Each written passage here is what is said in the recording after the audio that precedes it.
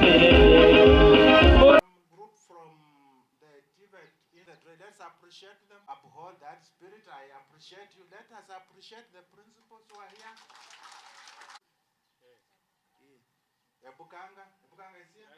Management of our leadership. Let me just allow me just forward to see you carrying out successful you. You want to dance the whole. RPL is an initiative to identify, assess and certify all those people who have acquired knowledge and skills, but they don't have certificates.